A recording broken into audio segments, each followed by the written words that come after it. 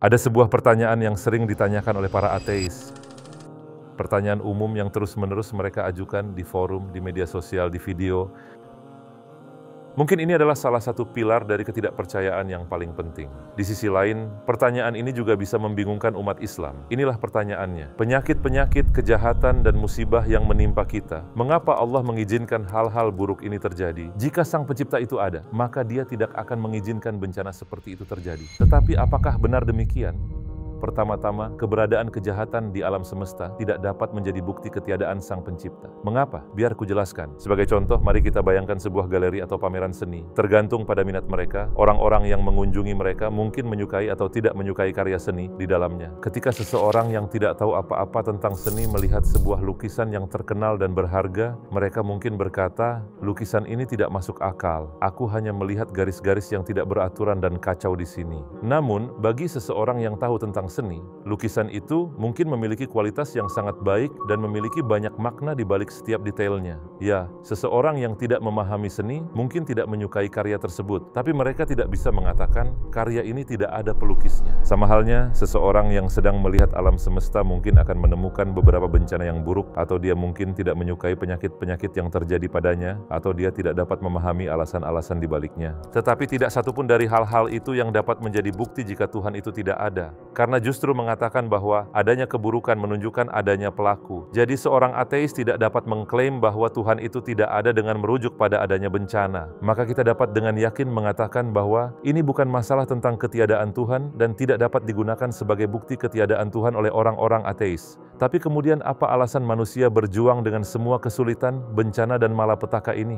Coba kita perhatikan. Kamu dapat mengatakan apakah ada sesuatu yang cacat atau tidak dengan melihat tujuan pembuatannya. Jika sesuatu berhasil dengan baik sesuai dengan tujuannya, yang bisa kita katakan kualitasnya baik, bagus, bekerja dengan sempurna. Tapi jika tidak berfungsi sebagaimana mestinya, kita katakan bahwa jelek dan cacat. Sebagai contoh, tujuan perpustakaan adalah untuk menyediakan tempat yang tenang, lingkungan yang tenang, dan damai bagi orang-orang untuk membaca atau belajar. Sekarang, bisakah seseorang yang mengunjungi perpustakaan yang tidak suka keheningan mengatakan hal-hal seperti, mengapa tempat ini begitu sepi? Mengapa tidak ada aktivitas di sini? Tidak ada yang berbicara. Sungguh desain yang buruk dan cacat. Mungkinkah dia mengkritiknya seperti itu? Tentu saja tidak, karena perpustakaan seharusnya memang seperti ini. Lingkungan perpustakaan perlu keheningan, itulah tujuannya. Jadi fakta bahwa perpustakaan itu sepi menunjukkan bahwa perpustakaan tersebut berkualitas dan bagus. Atau bayangkan sebuah pusat kebugaran. Seseorang berkunjung ke sana untuk pertama kalinya dan melihat bahwa orang-orang lelah dan berkeringat, berbaring di lantai, kelelahan. Bisakah dia mengatakan, siapa yang menganiaya orang-orang ini? Sayang sekali, sungguh lingkungan yang kejam dan cacat. Tentu saja dia tidak bisa karena tujuan dari tempat ini adalah untuk membuat orang meningkatkan diri mereka sendiri secara fisik melalui perjuangan. Seperti dalam contoh berikut ini, alam semesta ini diciptakan untuk melayani tujuan tertentu. Kita hanya bisa memahami apakah kejadian-kejadian di alam semesta itu baik atau buruk dengan melihat tujuan alam semesta, dan hanya pencipta alam semesta yang dapat memberitahu kita hal ini. Di antara tujuan penciptaannya, mengenali nama-nama Allah adalah yang paling utama. Tujuan utama kita adalah menjadi hamba Allah yang baik. Dan untuk mencapai hal ini, kita harus benar-benar mengenal nama-nama dan sifat-sifatnya terlebih dahulu.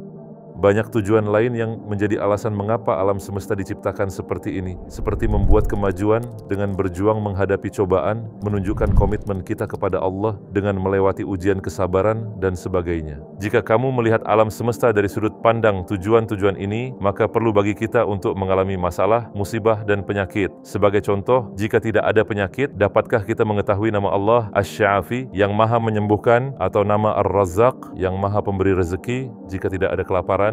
Seandainya tidak ada ujian syukur dan kesabaran, dapatkah kemajuan rohani dicapai? Tidak. Kemudian alam semesta dan peristiwa-peristiwa yang kita sebut sebagai musibah di alam semesta diperlukan sebagai tugas manusia untuk mengenal Allah dan untuk meningkatkan derajat mereka melalui perjuangan. Oleh karena itu kita tidak dapat melihat peristiwa-peristiwa ini sebagai kekurangan atau hal-hal yang jahat. Towards Eternity membutuhkan dukunganmu. Kami organisasi non-profit yang bertujuan menyebarkan pesan-pesan Islam ke seluruh dunia dalam 9 bahasa. Dengan dukunganmu, kamu bisa membantu orang-orang masuk Islam, meninggalkan yang haram, memulai salat, mengenakan hijab, belajar membaca Al-Quran, dan sebagainya. Hanya dengan berdonasi $1 per hari, kamu mendapat kesempatan beramal baik, insya Allah. Donasi melalui Towards Eternity dan jangan lewatkan kesempatan emas ini. Poin lainnya adalah bahwa keindahan itu ada di dalam diri sesuatu itu sendiri, ataupun indah pada hasil akhirnya.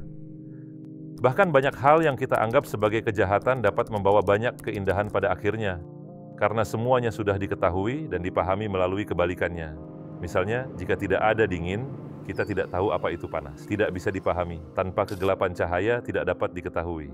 Demikian pula, peristiwa yang kita anggap sebagai kekacauan, kejahatan, dan keburukan sebenarnya adalah masalah yang membuat kita mampu merealisasikan tatanan, kebaikan, dan keindahan di alam semesta. Maksudku, pikirkanlah. Bayangkan, jika tidak ada keburukan, bisakah kita mengenali keindahan? Atau dapatkah kita berbicara tentang ketenteraman jika tidak ada kekacauan? Jadi, adanya konsep-konsep yang berlawanan diperlukan untuk memahaminya. Seseorang yang senantiasa hidup dalam ketenteraman dan keindahan tidak bisa lagi memahami nilai dari hal-hal ini. Dia bahkan tidak dapat menyadarinya. Kita dapat mengevaluasi peristiwa-peristiwa alam seperti gempa bumi dengan cara ini. Sebagai contoh, gempa bumi dapat terlihat jahat dari luar. Ini adalah peristiwa yang mengguncang bumi secara intens dan dianggap sebagai bencana. Sekilas, gempa bumi mungkin dianggap sebagai hal yang sangat berbahaya dan buruk. Tetapi pada kenyataannya, gempa bumi memberitahu kita bahwa sebenarnya ada keteraturan di alam semesta. Iya, gempa bumi mengingatkan manusia bahwa bumi memang tidak berguncang pada sebagian besar waktu dan membuat kita sadar bahwa keteraturan seperti itu dan bumi yang stabil sebenarnya adalah sebuah berkah. Kita mungkin tidak menyadari kenyataan ini, tetapi ketika kita melihat gambaran besarnya dan melihat semua hal yang positif dan yang tampaknya negatif, hal-hal yang terjadi di alam semesta, kita melihat bahwa hal-hal buruk sangat jarang terjadi dibandingkan dengan hal-hal yang baik. Cukup banyak waktu untuk menyadarkan kita akan hal yang sebaliknya. Jadi kejadian-kejadian abnormal di alam semesta membuat orang yang terbiasa dengan kondisi normal menjadi sadar bahwa hal-hal yang mereka anggap normal pun sebenarnya adalah berkah.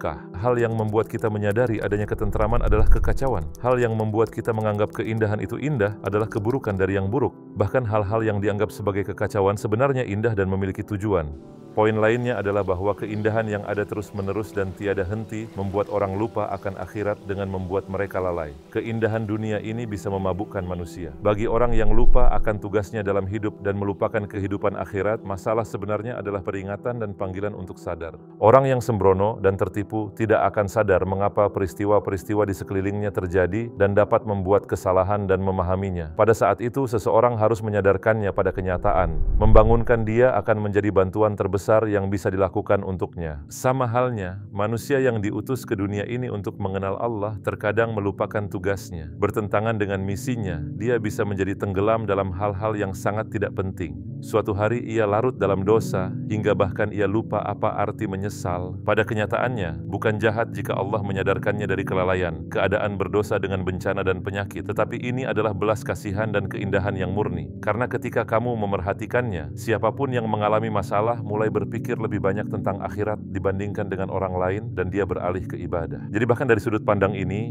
kita harus melihat musibah bukan sebagai kejahatan, tetapi sebagai berkat yang harus disyukuri. Sebagai manusia, kita mencoba mempelajari apa yang bermanfaat dan apa yang berbahaya bagi kita sepanjang hidup kita. Dan sebagian besar waktu kita memahami logika dari kejadian-kejadian tersebut dan hikmah di baliknya nanti. Sebagai contoh, tamparan seorang ibu untuk mencegah anaknya menyentuh kompor pemanas justru menjadi berkah baginya. Anak itu belum menyadari hal ini. Dia juga tidak bisa mengenali bahaya kompor. Anak tersebut juga tak bisa segera memahami alasan penamparan itu. Tapi ketika dia mengerti bahaya kompor yang menyala di kemudian hari, ia menyadari bahwa tamparan itu sebenarnya adalah akibat dari kasih sayang dan tindakan cinta. Jadi, jika kamu melihatnya dari sudut pandang belas kasih, dalam arti yang sesungguhnya, tidak ada keburukan dan kejahatan. Seperti dalam contoh berikut ini, mungkin ada beberapa peringatan bahwa Allah mengirimkan jalan kita. Kadang-kadang kita tidak memahaminya. Kita mungkin menganggapnya sebagai hal yang buruk, tapi nyatanya justru sebaliknya. Ini adalah tindakan belas kasihan yang murni. Kadang-kadang butuh waktu bagi kita untuk menyadarinya. Pikirkanlah tentang hal itu. Mengetahui bahwa tamparan seorang ibu pun ada hikmahnya, alasan logis di baliknya. Bagaimana mungkin tidak ada belas kasih atau tujuan dalam sebuah peringatan yang dikirim oleh Allah yang menghujani manusia dengan begitu banyak berkat dengan kasih dan perhatiannya yang tak terbatas? Ya, manusia itu seperti seorang prajurit yang sedang bertugas yang mencoba memahami alam semesta